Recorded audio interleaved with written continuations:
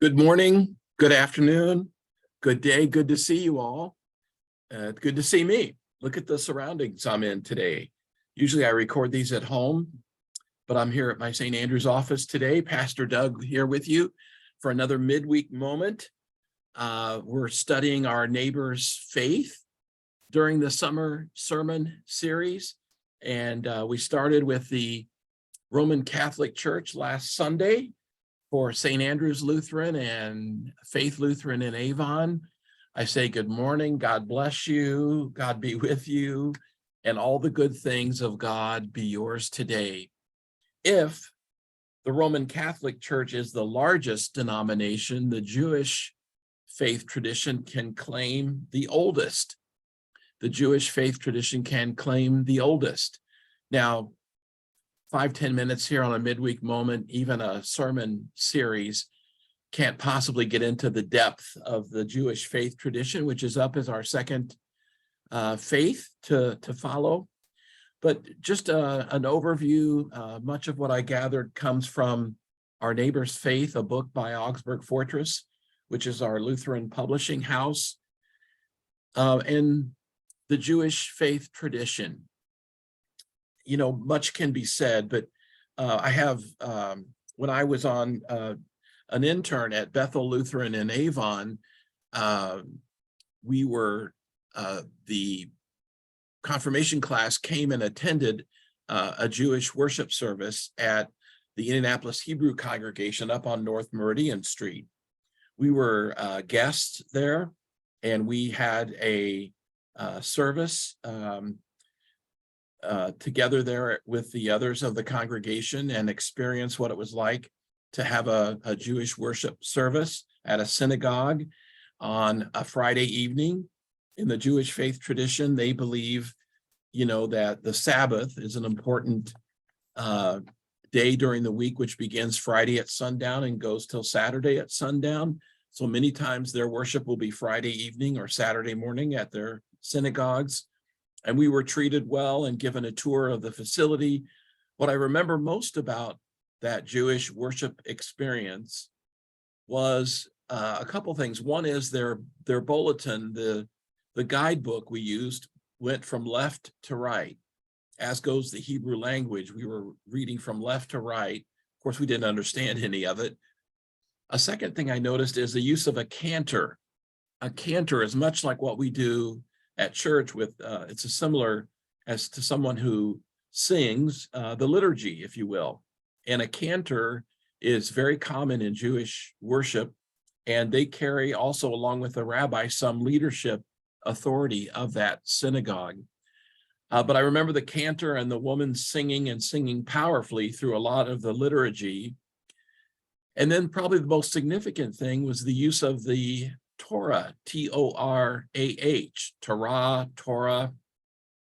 the first 5 books of the Bible. They read a portion of that during the synagogue worship, but it was taken out of I don't know the technical term for it, but a kind of a closet, if you will, up on the altar and brought up the aisle, and people reached out to try to touch this Torah, and then eventually got back around to the rabbi who read it. So they got it out of its holding place, treated it with reverence. As it went up the aisle, congregants reached out to try to touch it as it went by. There's such great reverence for those books of the Bible. In the Jewish faith tradition, they don't have a doctrinal view of Jesus. It's a monotheistic belief system in the Jewish faith, a belief in the absolute unity and singularity of God. And therefore, they regard the worship of a person as a form of idolatry. Therefore, considering Jesus a deity or to be God in the Jewish faith tradition would be forbidden, for like forbidden fruit, if you will. In Judaism, they share a lineage to Abraham in the Bible. They believe in that Bible. They are centered on the covenant with God that's made in the Bible in Genesis with Abraham. They believe that their work then is to keep God's laws and seek a holiness in every aspect of their life. faith is less important to Judaism than it is the practice of that faith. The term Jew and Judaism are relatively modern terms. They can't be applied to any scriptural description of Hebrews, Israelites, or Judeans. The term Jew or Judaism are relatively modern, and those can't be applied to the Bible's description of Hebrews or Israelites or Judean. Doesn't always mean the same thing. There's approximately 14 million Jews or Jewish faith believers in the world. About 5 million of those are here in the United States, and then about 6 million are in Israel alone. So the United States and Israel hold about 3/4 of the world's Jewish population in their countries. They have a rich weekly annual calendar in Judaism.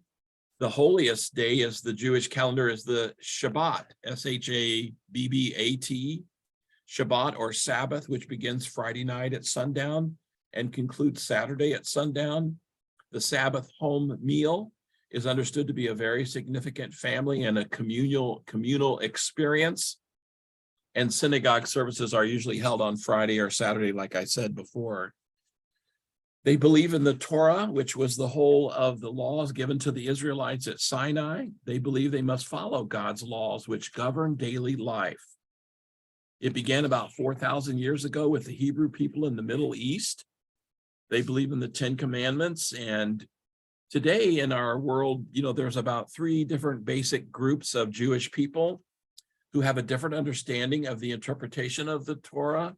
So much like Lutherans are Missouri Synod or the National Association of Lutheran Churches or ELCA, in Jewish faith belief, there's the Orthodox Jews. They believe that all the practices in the Torah are practical to obey and must be obeyed without question. That's the Orthodox Jew. Conservative and Reformed Jews believe that the ancient laws and the practices have to be interpreted for modern life, with the inclusion of contemporary sources and with more concern with community practice than rituals. And the Reformed Jews also allow everyone to sit together. In the Orthodox Jewish faith, men will be on one side, women on the other. In these others, the conservative and the Reform, they allow men and women to sit together, and both the Hebrew and local languages are used in the time of worship. So much like any other tradition, there's some division among the Jewish faith. The synagogues that you see around, again, and there's not that many in Indianapolis, but I know of the Indianapolis Hebrew congregation on the north side, but they're self-governed in the Jewish faith tradition. They don't have a central office like we would in Chicago for the ELCA. They're self-governed. The rabbi is the leader of that synagogue, followed by the Cantor. The rabbi and the Cantor are the leaders. The word rabbi comes out of the Hebrew R-A-V, which means master. So the rabbi, and they involve themselves just like I do in regard to pastoral care and administrating the congregation and that kind of thing. So that's what rabbis do. So just a little overview of some of the things about the Jewish faith tradition, just to give you a little flavor so that on Sunday we'll be able to go into more detail. I just wanted to leave you with another quote I had. The words synagogue and temple are used interchangeably in the Jewish faith tradition. Neither are Hebrew terms. Synagogue comes from the Greek, meaning bringing together. Synagogue comes from the Greek, meaning bringing together. And temple comes from the Latin templum, which means the same kind of thing, coming together. So many communities, the temple may be a more conservative, while the Reformed congregation is called a synagogue in terms of the places where they worship. There is much to dive into in your own study. When I complete my study and prep for this week, I'll put a handout together and leave it on the table of both churches that you can have on your way out, and hope that that's something that's helpful to you. So I invite you to go ahead and look that up if you want to know more information. And I will have a resource for you when we get together on Sunday.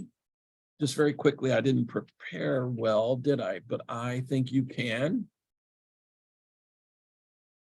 There's Living Judaism, A Complete Guide to Their Beliefs, is by Wayne Dosick, D-O-S-I-C-K, came out in 2010. And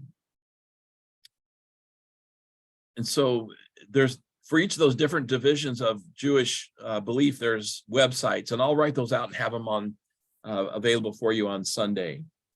I know that we pray for our Jewish brothers and sisters as we study our neighbor's faith together.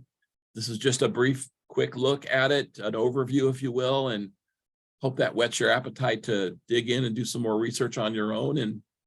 And certainly I know that the Indianapolis Hebrew congregation welcomes visitors and groups if we want to organize, between the two churches and maybe, rent a small van or a bus or something and go, we could. It's up to us. So I just thought I'd leave that with you. I wish you well. Thanks for listening in, and God be with you till we meet again.